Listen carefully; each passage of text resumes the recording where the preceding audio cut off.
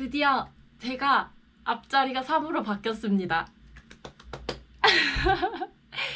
사실 감정이 되게 복잡 미묘해요. 앞자리가 3으로 바뀌면서 이제 제 지난 10년을 되돌아보게 되고, 벌써 30년이나 내가 이 지구에 발을 딛고 있었구나 라는 생각이 들어서 감정이 약간 미묘하게 슬픈 건가 싶다가도 슬픔하고는 또 다른, 좀 아쉬움은 아니고 후회도 아니고, 하지만 기대는 되는 앞으로의 제 30대가 어떨지, 20대 딱 20살이 됐을 때랑은 또 다른 감정이 올라와서 이 감정을 유익하게 올해를 위해 써보자 라는 생각으로 올해 계획을 제가 또 짰거든요.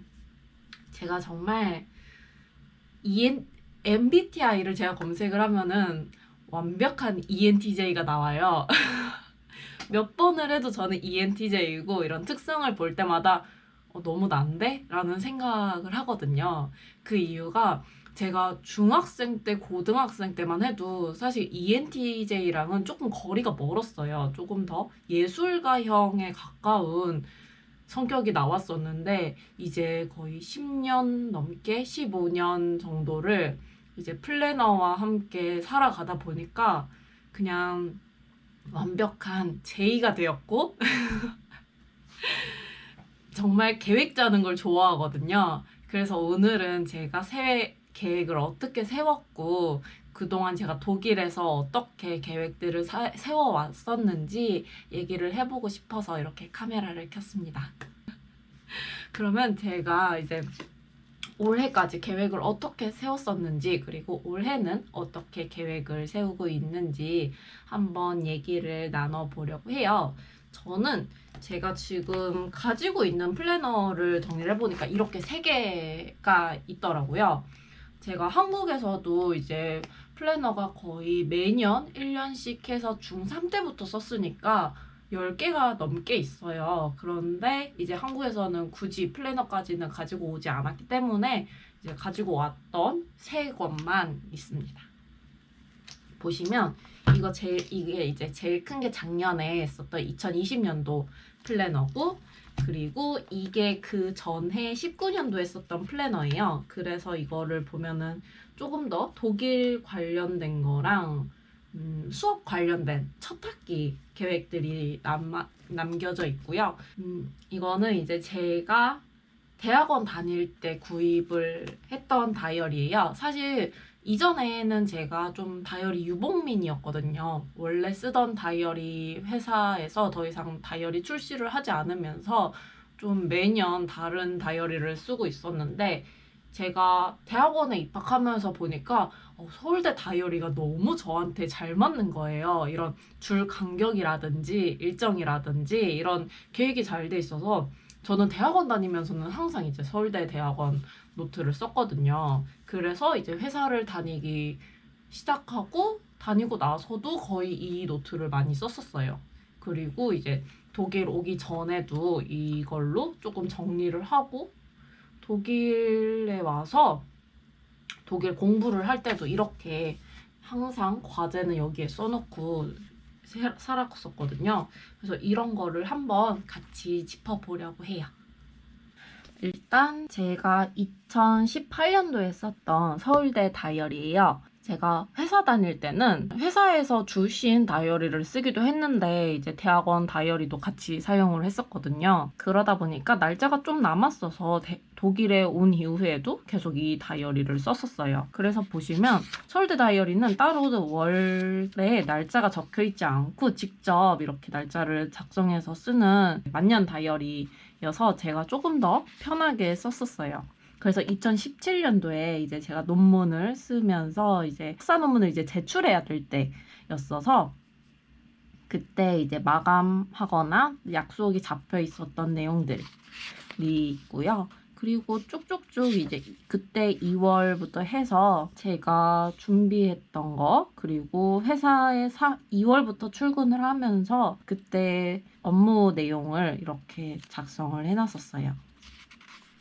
그 다음으로 이제 제가 다른 다이어리를 잠깐 사용을 했었어요. 그 이유가 이제 회사에서 다이어리를 받았기 때문에 굳이 이 다이어리를 사용을 하지 않았고, 그리고 업무 내용을 적다 보면은 작성해야 되는 게 너무 많아서 이 다이어리가 조금 작았거든요. 그래서 이거는 이제 사용을 하지 않다가 2018년도에 이제 독일에 오면서부터 다시 이 다이어리를 썼습니다. 그래서 보시면은 그때 짧게 제 일기도 보실 수 있는데, 독일에 왔고 3일째 되는 날 제가 여권을 잃어버렸네요. 5일째인 줄 알았는데 3일째였어요.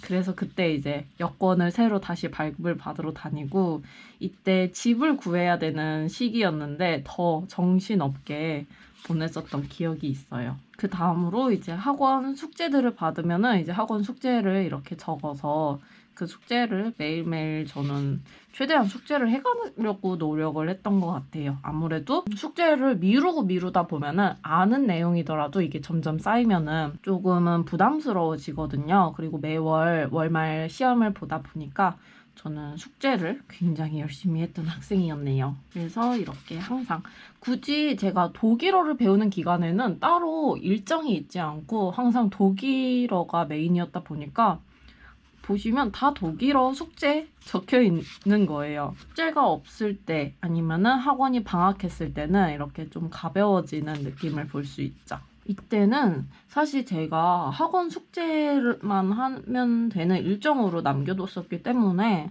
이렇게 숙제 적혀 있는 게 다예요. 그래서 이 다이어리는 사실 제가 저는 원래 이렇게 합니다 하고 보여드릴 내용이 크게 없네요. 그러면은 다음으로 2019년도 다이어리예요. 제가 이거는 이제 독일에서 최대한 서울대 다이어리랑 비슷한 다이어리를 사고 싶어서 구입을 했던 거라서 이렇게 외형으로 보면은 정말 똑같죠. 크기만 조금 작아진 형태인데 이게 좀 더 얇아요. 근데 보시면은 이 다이어리는 절반은 거의 못 썼는데 이거는 정말 1년을 제가 유익하게 썼었나 봐요. 손때가 많이 묻어 있네요.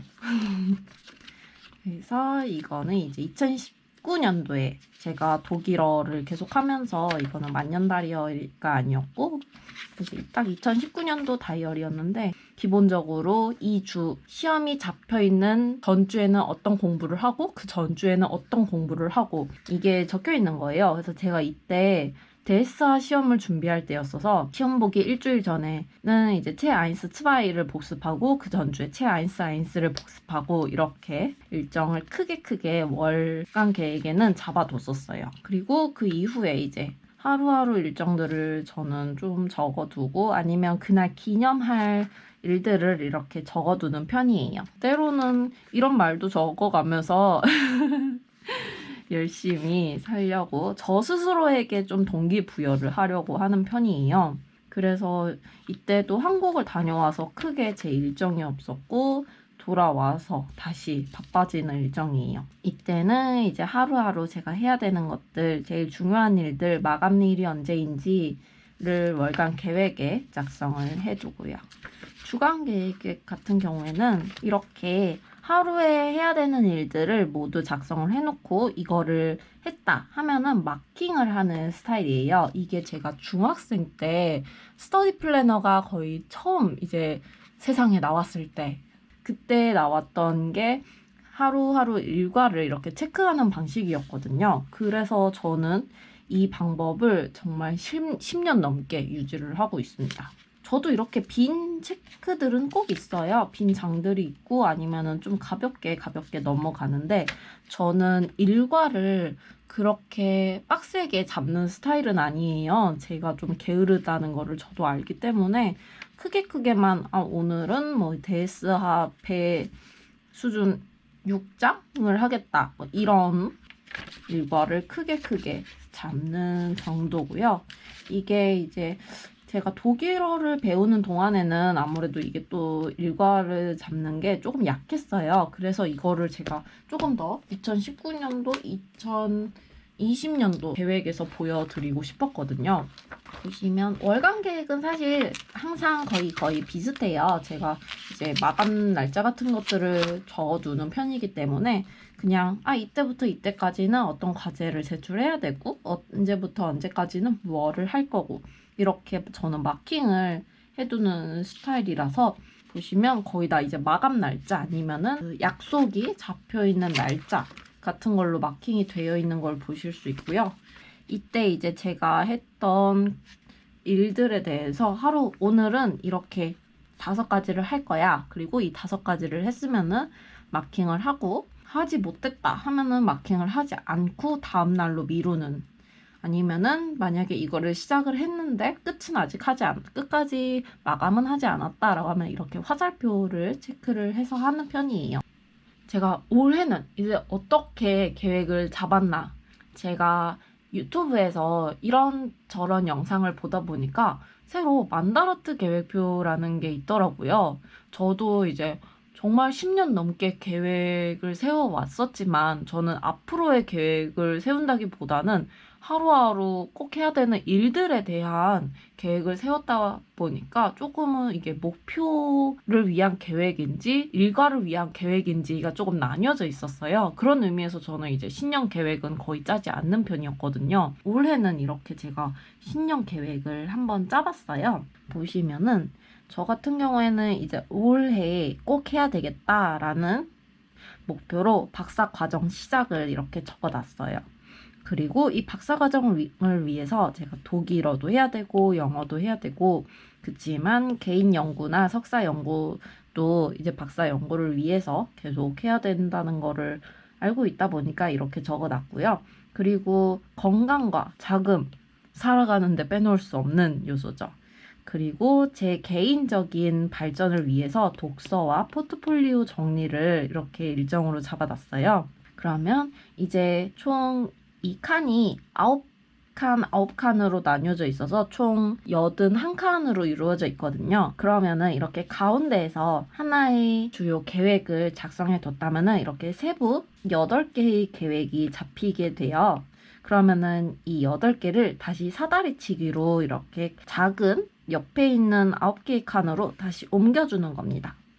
독일어는 이렇게 독일어 칸으로 옮겨주고 영어는 영어로 이렇게 옮겨줘서 주요 계획 칸에서 이제 세부 계획 칸으로 옮겨가게 돼요. 그러면은 이제 영어가 주요 목표가 되었을 때 이거를 위해서 뭐를 할 것인가에 대한 계획을 또 세워주는 겁니다. 그러면 보시면 저는 이제 독일어를 늘리기 위해서 올해는 조금 더 제가 독일어 향상을 다시 해야 될 시기라고 생각이 들었어요. 그래서 뉴스 듣기, 쉐도잉을 계속하고 이제 하루 1시간씩 독일어로 된 책을 읽고 유튜브를 조금 보면서 일상 대화에서 독일어를 어떻게 쓰는지, 아니면은 유튜버들이 영상을 만들 때 어떤 독일어로 말을 하는지에 대해서 조금 더 배워보려고 해요. 그리고 일기나 뉴스 헤드라인을 보면서 조금 더 단어에 대한 폭을 넓히고 그걸로 이제 정리를 해서 공부를 하려고 하고요. 최종적으로 이런 유튜브를 봄으로써 조금 더 독일어 영상을 제가 잘 만들어 보고 싶은 마음도 있거든요. 그래서 이렇게 총 독일어를 위해서 일정을 잡아두고, 영어도 무시할 수 없죠. 독일에 사는데 왜 영어까지 해야 하냐. 정말 두말하면 입 아프죠. 그래서 이제 영어를 위해서 제가 이제 사라져버린 영어를 위해서 영어로도 유튜브를 하나씩 보고, 영어 책은 그래도 제가 이미 독일어를 위해서 하루 1시간을 책을 읽는데 영어마저 영어 책을 위해 1시간을 책을 읽겠다. 이건 너무 저도 버겁거든요. 그래서 하루에 10분, 딱 10분만 짧게 책을 읽고 하루에 10분 정도 영어로만 말을 하는 시간을 가지려고 해요. 그리고 최대한 영어가 독일어를 방해하지 않는 수준에서 저는 영어 일정을 짰다 보니까 거의 다 이렇게 쉐도잉 같은 경우에도 하루 10분으로만 제한을 뒀어요. 제 전공 자료 같은 것도 보고 조금 더 이제 영어 어플 같은 것들이 요즘은 잘 돼 있다 보니까 영어 어플로도 공부를 하고, 이런 단어 그리고 화상 교육으로 영어 말하기를 늘릴 예정이에요.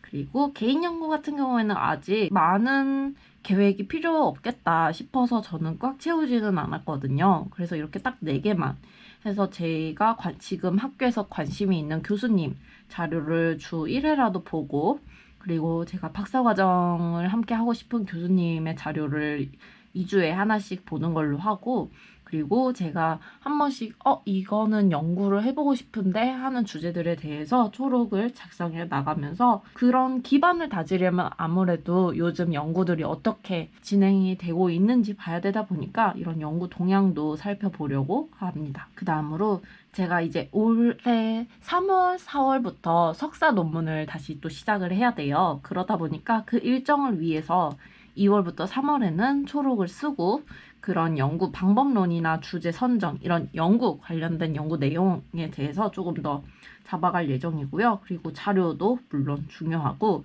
독일에서 하는 연구나 이제 한국에서 하는 연구나 이런 석사 논문의 성격이 조금 다르다 보니까 박사과정생하고도 조금 더 연락을 해보면서 피드백을 받을 예정이에요.